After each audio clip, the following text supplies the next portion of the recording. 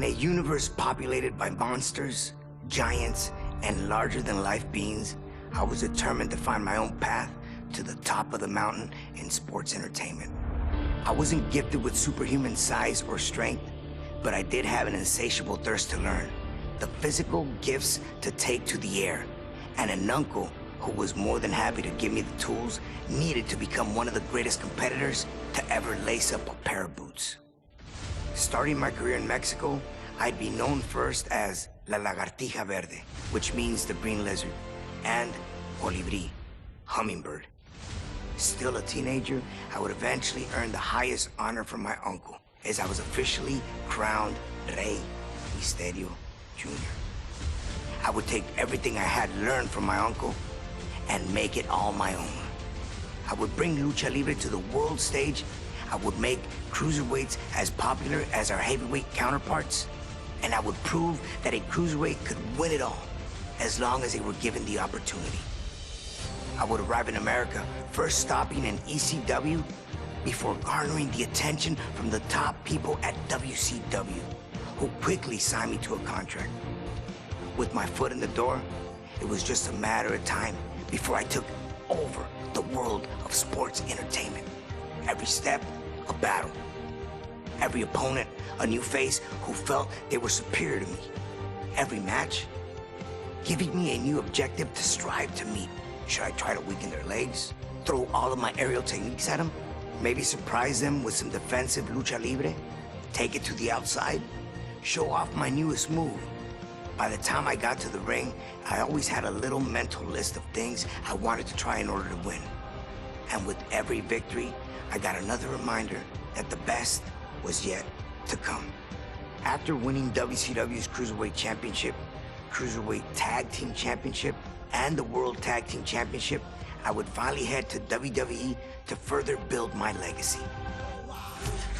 In the near 20 years since I debuted in WWE, I have become known as, quite simply, the greatest luchador in sports entertainment history, the greatest masked superstar of all time.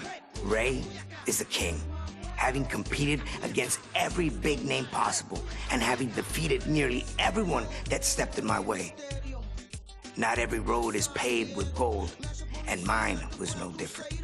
But even when the road gets challenging, there's always opportunity. The opportunity to learn from mistakes, to grow as a competitor, and to get better. I may not have had my hand raised every time out, but there's never been a time where I didn't leave the ring better than when I entered.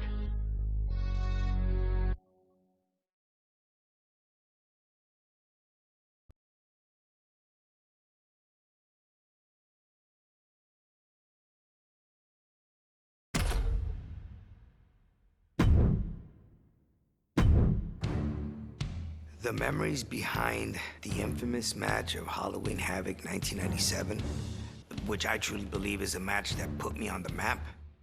I was a big fan of Eddie growing up, so to be able to forward all these years and then eventually share the ring with him was incredible. It was an honor for me to face one of the Guerreros. Overall, that match was highly important for me. The fact that I could become Cruiserweight Champion that night and defend my mask, not have to be unmasked. You know, that was something that was really in the back of my mind. I just didn't want to go through that. They were trying to take off every luchador's mask one by one, and I was on the list. So you could only imagine the stress that had built up. And for us, luchadores, it's a very prized possession. You know, this is something that I've carried since 1992. We both know, Eddie and I, what the mask means to us that carry it. So he knew what was at stake. I would never give him the satisfaction of taking my mask. Never.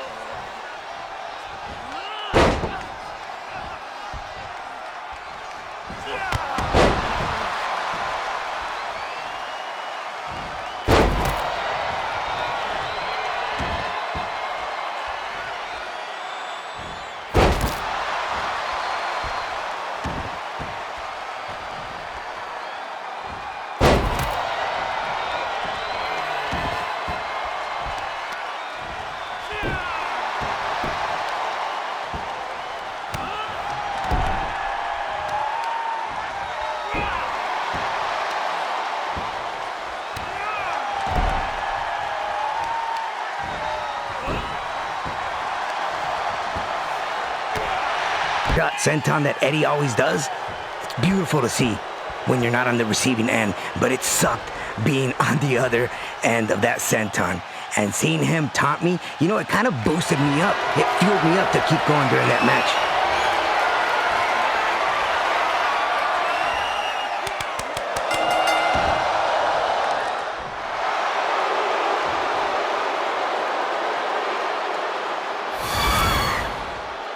Here is your winner, and still the WCW Cruiserweight Champion, Eddie Guerrero!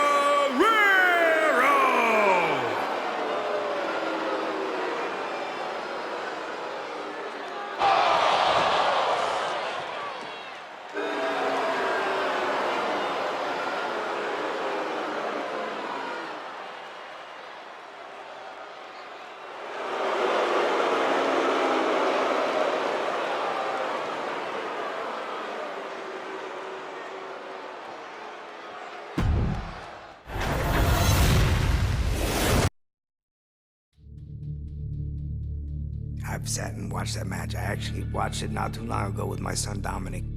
And it's a match that I still learn from. And, you know, it's a match that doesn't get old. I truly believe that if there was no Eddie Guerrero, my career would have gone a different direction. 8 years after our epic Halloween Havoc clash, Eddie and I were on better terms, but still found ourselves unable to resist the friendly competition in WWE. Holding the WWE Tag Team Championships only drove us to wonder who the better man on the team was. We both held victories over the other, but the chance to meet at the showcase of the Immortals, WrestleMania, was something we couldn't pass up.